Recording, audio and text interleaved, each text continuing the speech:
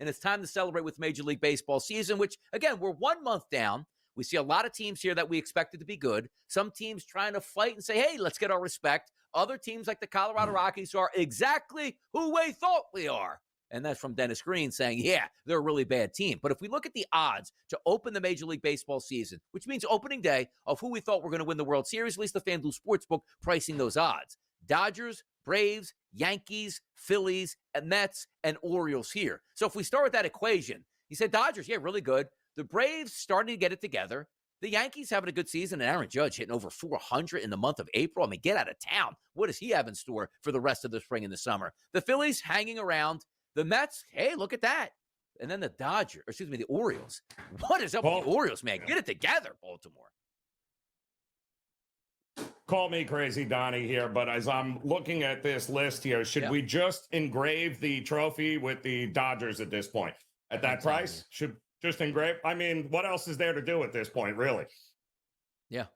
That's it. By the way, like the Dodgers themselves, and talk about like the landscape of Major League Baseball, because I saw an article got retweeted on X, and I find it interesting. Like, can you imagine a sport in America that has the Dodgers with like a $300+ million payroll in this major sport, playing a team with like a $60 million payroll? So we'll start here. Like the Dodgers, you're right, are the best team. As long as they don't get devastating injuries all the way through, they will probably win it. But how do we get so far down this rabbit hole where you have a team that's like 10 times the buying power of another team? How did we get here, and how does it last? Because basically, you saw what the Dodgers did last year. Spent even more money this year, deferred salaries, and if they win it again this year, are we headed for a shutdown because of how good the Dodgers are and how they are manipulating the salary cap? Well, what we're getting to the point, Donnie, is that in a 162-game season, we have such a loaded team that can afford more than any other team that we are praying guys get hurt in order to give somebody else a chance that, all of a sudden somebody goes down with an injury or a couple of guys with the pitching. Like, you have to actually hope for terrible things to happen to that staff in order. Otherwise, if they're healthy 162 games, not only are they going to win more games than anybody else, they're going to run the table and win everything, Donnie. They are that much better than everybody else talent-wise.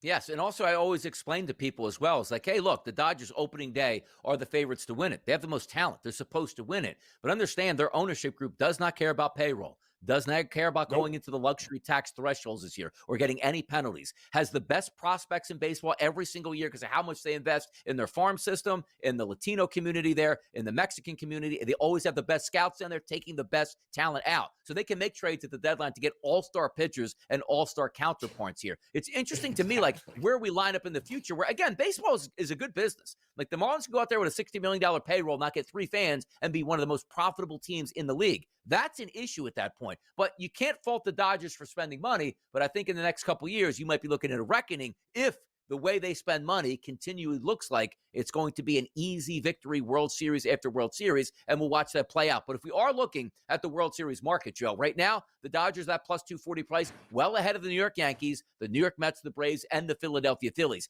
If you were looking at teams based on price points here at the FanDuel Sportsbook outside of the Dodgers, who do you lean towards?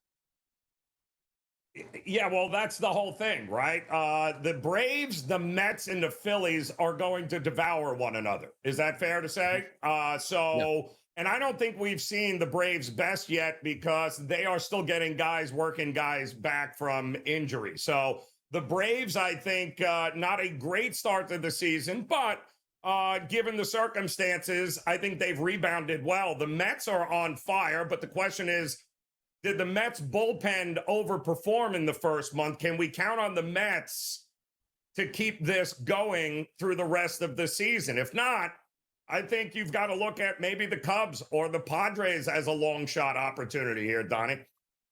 Yeah, the Mets are interesting to me, too, because they're playing great baseball right now, and you can't take that away from them. But also, it's not as if, like, when I look at, like, the Phillies rotation, like, you have names up there and say, okay, the expectations are high. You look at the Mets, and again, I like Clay Holmes, but he's still Clay Holmes, Tyler McGill, Griffin Canning, David Peterson, Kodai Senga hasn't been all that great as well, where you wonder where that's going to fall off. Now, granted, a couple guys like Frankie Montas and Sean Manaea that you're waiting to get back, but it's not as if you're waiting to get back Clayton Kershaw in his prime or Roger Clemens in his prime or Garrett Cole in his prime, non-injured here for the New York Yankees. I'm interested to see where that goes, but there's a lot of talent. But the one thing we do know about Major League Baseball season, Joe, it really is play your best baseball in the month of September and get hot for the playoff run. And maybe that's what some of these teams can do. The Phillies certainly made a brand of that. You don't want to burn out too early, but the Dodgers, are they ever going to burn out? Like, everybody gets up to the plate, you're expecting extra base hits and doubles and home runs, and away they go. And they're not even playing their best baseball right now. And still, we feel it's an easy walk away to a championship. More Major League Baseball talk in hour number 2. This is The Early Line, and we'll be right back.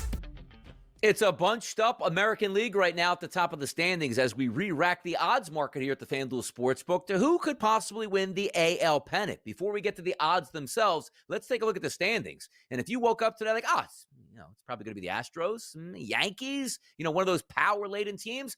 How about the Detroit Tigers? Best record in the American League at 19-12. You know who's in second right now? That's the Seattle Mariners at 18-12, followed by the Yankees, Guardians, Astros, and the Boston Red Sox. The Kansas City Royals at 16-15, the last of the teams above 500. Below 500, that's the Rays, Jays, Twins, Angels, Orioles at 12-18, and there are those Chicago White Sox at 7-23. So looking at the standings, that's how it plays out. But the odds market, Joe Ranieri, just a little bit different here. The New York Yankees sit there at a plus 310 price. The Tigers at a 7-1. The Rangers 7-1, followed by the Red Sox 750. It's early. We're 1 month in. But how about those Tigers and Mariners? First place here. Yeah, and again, I think through 1 month, Tony, I don't think there's a ton of surprises thus far. Don't forget, Detroit was a very trendy underdog this year, right? To be much better than they were a year ago, especially with Skubal leading that rotation there, the way they can hit the ball. There was a lot of love for the Tigers. I think the Rangers have underperformed, to say the least, as they certainly aren't hitting and are dealing with some injuries here. It's not been a great start for the Rangers. And the Red Sox, we talked about it earlier. Red Sox, another one of those trendy picks preseason. So far, I think the jury is still out on what the Red Sox ceiling truly is this year. They got some talent, but are they going to put it together for a 162-game season? I still have my doubts with it. How do we feel about the Mariners, too? Plus 850. And again, these aren't the World Series prices. This is just to win the American League, which means you have to get to the World Series, then win it after that. 18-12 in the season. The one thing we've always known about Seattle, they will have that young, talented frontline pitching, but the hitting sort of doesn't live up to it. On a day-to-day basis, I check out some of those numbers here for the Mariners, looking better and better. Is that a fluke that they're up there higher? They'll be in that wild card race, but you maybe just don't trust them to actually win the pennant once they get there. When we're always taught to believe, Joe, that once you get to the playoffs, pitching does win. Well, it does, and they better hope they get Logan Gilbert back healthy, too, who's on the IL, who was by far the ace of that staff. So, he's got some elbow issues there, inflamed elbow issues. They're hoping a little bit of rest here, and he'll be fine. But that would be a huge loss if it's anything more than what they're hoping it is. But you added Arozarena. Cal Raleigh is hitting the absolute cover off the ball. You got Rodriguez. You've got guys can do it, but the one thing we can count on Seattle, Donnie, is that come the trade deadline, they're going to be maybe one pitcher, they're going to be one player away, and they're never going to go out and spend any money to reinforce them and give them a shot of actually competing with everyone else. And here's the thing, too. You have to look at the pennant. It's not best regular season, which means like after September, okay, that's the pennant. No, the pennant is you make it into the playoffs, you win the American League in the playoffs, and then you advance to the World Series. The reason I bring that up is you take a look at the Baltimore Orioles. So disappointing. And second to last right now in the standings for the American League is those Orioles. 12-18 on the season, 3-7 in their last 10 games. But you look at the price point there, it still is a 14-1, which is manageable. Do we feel that the Orioles are just underplaying what their capabilities are so far this season? Or is that 12-18 really a microcosm of this team really isn't that good? Well, they've also got decimated their starting rotation with injuries. I mean, this is about as makeshift a rotation as we have seen. And the bats, they're just not hitting like they did a year ago to compensate for the lack of starting pitching. They have been getting killed early in games, and then the bullpen is not good enough to be able to hold anybody, and the bats aren't hitting. It's been a recipe for disaster for Baltimore. You hope that they can get some guys healthy, they can get them back in there, and things will level out. But right now, the story for them has been that all those injuries to the starting rotation, it's just not been a good scene right now in Baltimore. The Yankees are the prohibitive favorite right now at FanDuel. That's a plus 310 price to take down the pennant. So I'm going to ask you this question. Would it be right now, Joe, the Yankees or the field for you in the American League? Oof. It's still the Yankees to me, although rolling out Carlos Carrasco every fifth day doesn't really make me warm and fuzzy saying that here. But the reality is you've got a possible triple crown winner. I mean, Judge is out of his mind. Everybody else around him is also hitting. I mean, they are truly showing the Bronx Bomber name here. And, maybe you don't need all of that pitching if you're going to score 11 runs a game, Donnie, which the Yankees are more than capable of. So, yeah, I would still lean towards the Yankees over the field, but my goodness, I got to see something else from the star. I need another starting pitcher somewhere along the line here at the trade deadline. Yeah, we always talk about like contenders, Joe, and pretenders out there. And again, there are some quality baseball teams here in the American League. But when you look at the Yankees, like, well, I don't think they're that good. And I always play that off the saying, well, who else are you going to pick then, Don? He's like, what do I want, the Red Sox or the Astros or the Guardians? Like, it does feel like the Yankees are clear there as long as they can stay somewhat healthy after getting that start to the season, which losing Garrett Cole. So if there was one contender that you feel can turn and give the Yankees issues here down the stretch in Major League Baseball season or possibly in the pennant, who would maybe a contender or two that you look at say, you know what, maybe not playing great right now, but they might be there in September? I'm still a believer in the Rangers. I think they certainly, I mean, a couple of years, what are they, a couple of seasons removed from a championship here. They've got, a great manager in Bochy who's been around the block. I think if they can get healthy, and then get some guys back, then yes, I think the Rangers would be a team that I'll look out of the West more so than the Astros or Seattle for sure. Yeah, we'll see the Kansas City Royals here.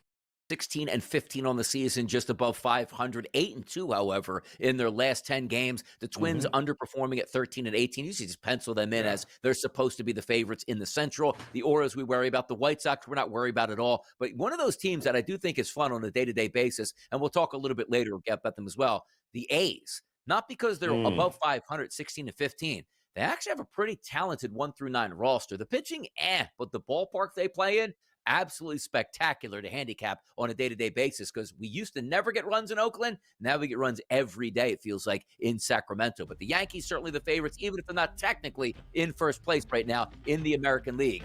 More talk next. The awards markets. Let's get caught up right here on the early line.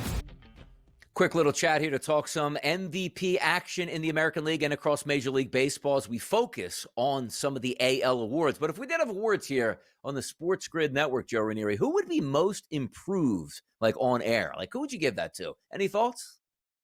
Oh, that would be, I'm just going to opt not to say anything. I'm not going to say anything. But when in doubt, I always go with Scotty Wetzel. Can't go wrong with Mr. Opposite Picks. I'll just lay it out there.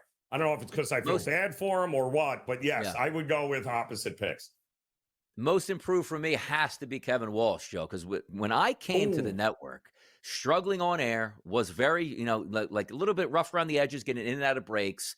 Took him under my wing here, and I think now is the time that we can actually acknowledge that he's turned into a pretty good on-air host, but it was rough for a while. Most improved talent on air at the SportsGrid Network, Kevin Walsh. We'll get him that award a little bit later, maybe a gift certificate, something like that to take the fiance out to eat and have some fun. But that's my award here. But let's get to the real awards market. Is it already over in the American League? Is it? Aaron Judge, minus 600. Joe, April, May, June, July, August, September, into parts of October. That's how long the Major League Baseball season is. We have a minus 600 MVP after 1 month of the season. Talk to me about that price point. And also, is it value? Because we took the Cam Ward, hey, minus 1,000. That's ridiculous. He ended up minus 20,000. So there was value on minus 1,000. Minus 600. Where does Judge? He can't go higher than this early in the season, can he? Well, the problem was Cam Ward wasn't playing any football where we had to worry about something happening to him. The problem with Judge is that, stubs his toe or, falls down. That's a big man. Things can go wrong. But I can tell you this, if he stays healthy, and just looking over we were just laughing about it. The start of last year in April, he was hitting 200, and we were all going, what's wrong with Aaron Judge? And then from May 1st last year to this year, he's hitting 362. He's got a slugging percentage of 760. He's got 62 home runs since May 1st of a year ago. He's got a 13 WAR right now. I mean, it's over the last year. Nobody has been better than Aaron Judge hitting the ball and playing baseball. And I don't see how that stops unless an injury happens along the way. So he's as good a shoe-in as anything right now for that award. It looks like right now he could break his leg on May 1st and not play another game and still be the MVP and say, that's crazy.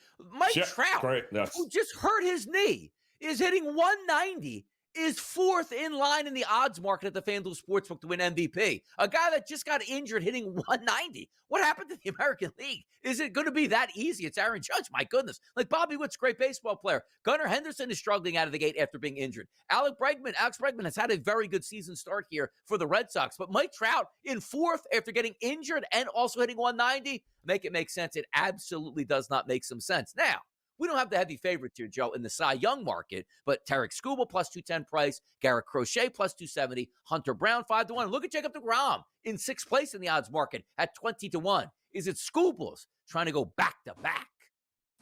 It's kind of hard to argue. He's lights out once again. The only team that seems to give him any difficulty is the Kansas City Royals, which is laughable. Yeah. But everybody else, he has been, just lights out. What to me, front runner and will be the rest of the season as well. How about comeback player of the year, our favorite awards market here, Spencer Torkelson? And again, what did you come back from? Stinking? Like, what is that? Yeah. I hate that award. I really do. I don't understand that. And no, I don't like that award. But, I guess DeGrom would have to be considered in that conversation too as well if he can figure it out. So there are some other names for sure.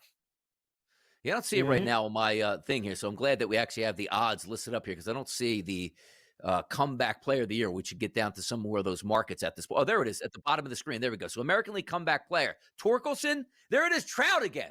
Trout's going to be the MVP, the comeback player of the year. Trout should just win it because he comes back from 16 injuries every season, regardless of performance. Jacob deGrom, Casey Mize, Trevor Story, highly biased. Again, comeback player of the year is supposed to be, I tore my knee last year. I'm playing well this year. Congratulations. Not players like Javi Baez who stink and then actually haven't been that great this year. Comeback player of the year. That's terrible. That award needs to change. Or we need some fine print on understanding exactly how to vote on that, Joe. Come on.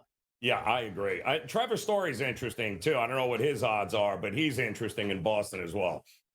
Yeah, get paid a lot of money, stink, and then be comeback player of the year. What a life you can actually lead in Major League Baseball, man. Getting those big bags out there in the streets. Handicap, having some fun in Major League Baseball. And did you know that we have 7 games on the docket today, starting at 12:35 right through to 2:35 in the afternoon for action? We love that about Major League Baseball. And then we have a 4-game night slate starting at 6:45 in the city of brotherly love. Joe, let's get started here in the afternoon, a 1:10 start. That's Arizona, and that's the New York Mets. It's Gallen versus Senga on the mound, a 1:10 start. This line opened up as a minus 146 price here as a favorite towards the New York Mets. We're now seeing as high as right now live, 162 at the FanDuel Sportsbook, and as high as 170 in the marketplace elsewhere. 7.5 as a total at the opening number. Still sits at 7.5 at the FanDuel Sportsbook. Some other outlets have moved to 8 now here. Gallen and Senga. What happens today up in Citi Field? Well, it's, you've got to be a little bit worried about what you've seen from Zach Gallen so far this season, as he's getting absolutely crushed. He's not missing as many bats. He's not getting guys to chase. It has been a slow decline here over the last couple of seasons, but the way the Mets are hitting, that makes it a scary proposition. And if you are Arizona, they are raking against right-handers. I believe a 122 WRC plus against righties. Last year, they were one of the best hitting teams against lefties. This year, that split is actually flipped. They are crushing righties, and Senga, let's face it, Doesn't scare anybody here. I wouldn't mind an over in this matchup here, as I think both bullpens have a ton of issues, and I think both lineups are going to have success against these starters today. Yeah, take a look at Kodai Senga, 28 and two-thirds innings pitched this year, 1.26 ERA, which is phenomenal. Slightly higher xFIP at closer to 4 at 3.97. And you're right about Zach Gallen, supposed to be the lead dog for that locker room and certainly a number one ace pitcher. How about a 5.57 ERA and a 4.38 xFIP number? And Joe is correct here. You line up that New York Mets squad here in the first part of the season against right-handed pitching, you got 8 out of the 9 batters he anticipated in the lineup today, high ISO power numbers against right-handed pitching. And then Arizona, we know certainly can handle the stick as well. First 5 guys in that lineup, just ISO powers against right-handed pitching. How about this, Joe? 419, 186, 313, 234, and 369. Keep in mind the average is about 165. That is absolutely phenomenal. Maybe the bats do break out today. 69-degree temperatures are close to 70 degrees, and a double-digit wind blowing out to left field at Citi Field. We'll see if they can make it happen. But the one thing we can always agree upon, Mets lost last night. Every day the Mets lose is a very good day at the SportsGrid Network here. So we see if they lose again today. Let's get started. Next game up here. It's Chicago and it's Pittsburgh. How about this one? Paul Skeens on the mound, 12:35 to get it started against Colin Ray. The line opened up. Now this is interesting because it shows you how good the ball club is here for the Cubs. Skeens opened up at minus 146. That actually dropped, Joe, to 136 right now in a total of 7.5. Cubs and Skeens today, with Skeens not being the flavor of the day. That's interesting. Yeah, it is interesting. And Colin Ray has actually been pretty darn good here for the Cubs since he made his return. But, Skeens at home, coming off a come from behind win yesterday against the Cubs and that bullpen, a great win for the Pirates here. But 7.5 tells you everything you need to know here because Skeens may be a little bit more hittable than he has been last year. And it would not shock me if we get a few more runs in this game than people think. I do think early, first 5 for Skeens, when that bullpen gets in, anything is possible for the Cubs hitters. It's interesting, too, because you look at Paul Skeens on the card today, 22 pitchers here that have ranked here on the xFIP number. Skeens is number 1, a 2.39 ERA coupled with a 2.46 xFIP. That's through 37 and two-thirds innings pitched. But you say, well, I can't believe it. Like, Skeens' numbers are that. Why is that number dropping? Well, Colin Ray, 18 and two-thirds innings pitched, Joe. How about an 0.96 ERA with a 3.13 xFIP number? Day baseball, always a little bit different than night baseball. I'm pretty sure the starting lineups are out right now. I didn't refresh it, but we'll see how it goes. But it's always interesting to me to see Paul Skeens as still the favorite pitcher, but usually everybody can't wait to bet Skeens. And today it's like, hey, man, that lineup for the Pittsburgh Pirates usually doesn't put up too many runs. We'll trust that maybe Chicago can wait out Paul Skeens and win the battle of the bullpen, which they have a better team at that vantage point here. Game number 3, we'll talk about. How about going from the afternoon, Joe, to the nightcap? 9:45 start, 9:59, 9:60 on the rotation. That's Colorado and San Francisco. Freeland on the mound, the lefty for the Rockies, and Verlander on the mound, the veteran right-handed pitcher for the Giants. This line opened at minus 225. It now sits here, as you see the graphic, at minus 250. It's actually higher at minus 255 now, live at the FanDuel Sportsbook, with a total of 7.5. A massive favorite against the lowly Colorado Rockies. But the Colorado Rockies picked up a victory. Could it be 2 in a row, Joe? How about that? Say it ain't so. Yeah, no. And there could be the first win, right, on the season for Justin Verlander here, who is, I believe, 38 wins away from 300, Donnie, which is kind of crazy when you think about it. It is. But yes, Colorado won that game yesterday in the afternoon against Atlanta. Nobody saw that coming. Now they got to travel. I do like San Francisco in this spot. I don't like them at that price, but it wouldn't shock me if we laid a 1.5 here and we're able to get away with it that way also. Here's the interesting part, too, because it's really hard to extrapolate how bad Colorado's team is. But the xFIP on Kyle Freeland, the starting pitcher, has been very good this season. Like, he's had 6 starts. He's 0-4, 30 to third innings pitched with a close to a 6 ERA, but his expected ERA out of those starts is only 3.50. His FIP number is 2.91. His xFIP is 3.09. And then you take a look at Verlander on the season, 30 and two-thirds innings pitched. He's close to a 5 ERA and a 4.42 xFIP number. So just based on the analytical numbers, you are better if you are Colorado and betting them. But then it's like you still got to push the trigger, Joe, and bet Colorado. It's like, They can't win. They can win one a month if you or one a week in lucky, let alone 2 games in a row. So talk to me about that, like a betting strategy where it's like, look, I understand I should probably be taking San Francisco, but Colorado might be the better play. These are just completely stayaways because they fry my brain. Yeah, no, it absolutely is. I mean, maybe a team total over if you're going to look that way there, or under for Colorado. Giants coming off of what? Couple of losses there to the Padres, beat them up pretty good here. So at home, I like them to bounce back here, but I'm not running to the window to back it. One of the two minor league ballparks that will be played in today. Well, actually won't be played in today, but the A's and the Tampa Bay Rays. Sellouts galore, people. We'll talk A's baseball next. Down to the great state of Texas. The only shame is this: we're not playing in Sacramento to get that heat and humidity into the ballpark because Texas typically plays with the dome closed. But that won't stop us from handicapping this game today, Joe. A 2:35 start, 965, 966 on the rotation. That is the A's taking on the Rangers. Springs, the lefty, will be on the mound versus Molly, the right-handed pitcher. The opening line at the FanDuel Sportsbook overnight here in New Jersey, a minus 138 price. That's creeping higher to minus 142. You see the graphic here. So that was a minus 154. Now we're back a little bit, 10 cents or so, and across the board as high as 150s. 8.5 the total. The opening number still sits at 8.5. The A's are a fun team to back.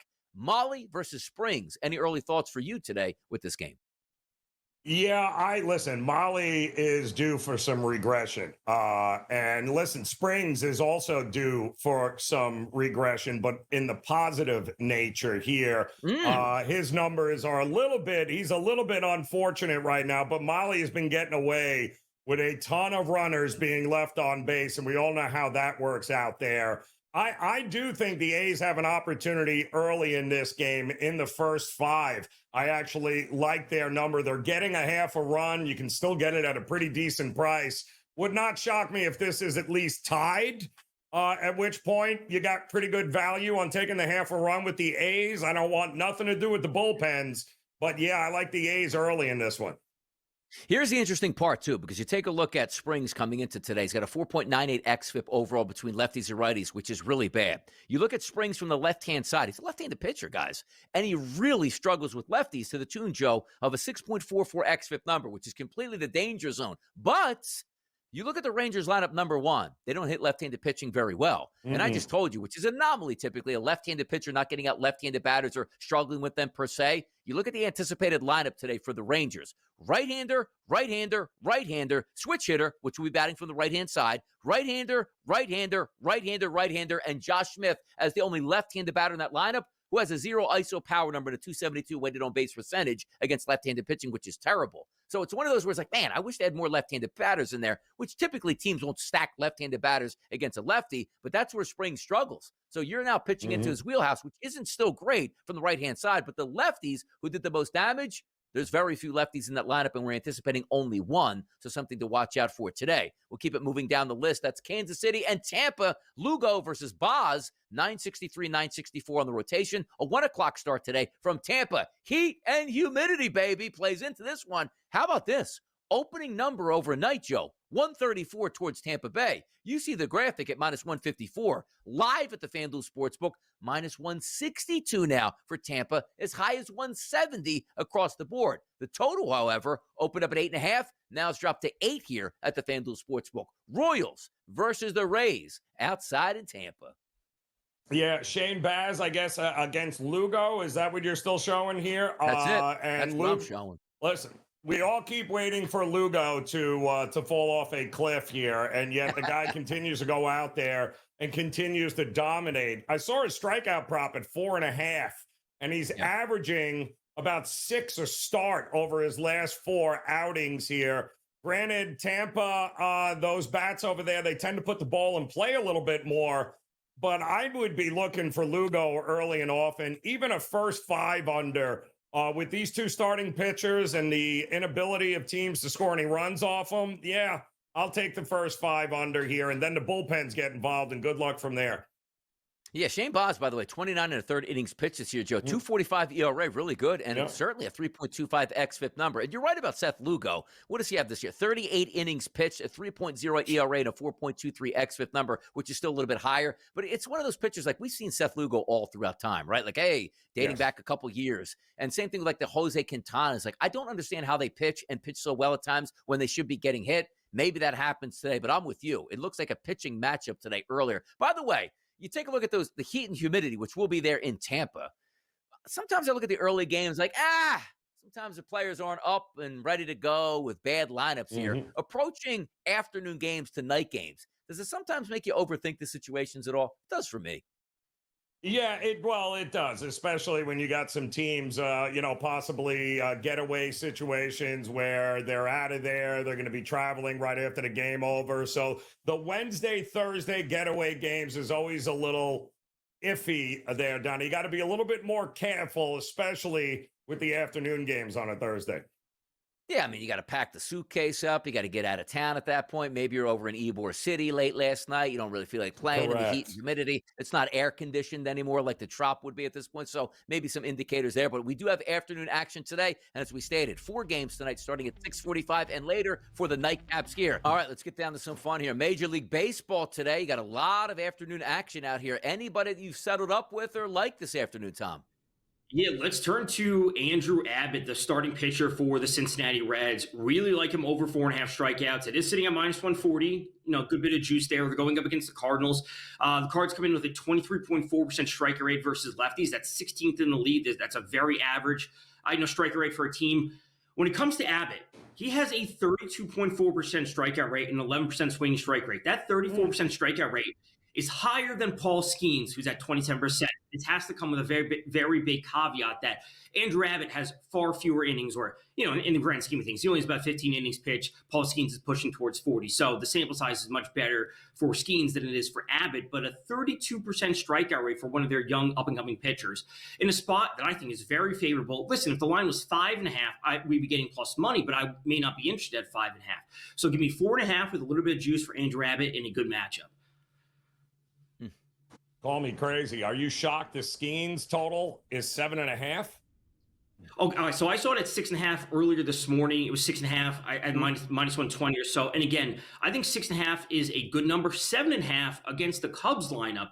We start talking about unders at that point. And, again, when I'm looking at the money line overall, I think there's just value in the Cubs just straight up to win. I think the money line's a bit too. The Cubs are by far the better team compared to the Pirates. And I don't want to be laying juice when we know that, you could bet the Pirates first 5, but man, for the full game, I think the Cubs still win. Yeah, Amen. we'll see what happens in that one. I'm not going to be here in the next segment. I want to cheat real quick here. Ottawa, Toronto. Is that series going another game, Tom? Ottawa's playing with house money. The Leafs are this disaster in the first round. If the Leafs do not score first tonight, it is going to be a major issue. Ottawa has all the cards on their side. They score first and they get out to a lead. It is a tough spot for the Maple Leafs. Oh, boy. Hockey playoffs at its best here. Tom Vecchio and certainly Joe Renier are going to carry you through for the rest of the show, which does include one more segment right here on the early line. I got to make it over to radio, but an afternoon Major League Baseball card, the first day of May, the Kentucky Derby this weekend. What a time to be alive, people. Stay tuned. They'll carry you home. For me, I'm out of here. See ya.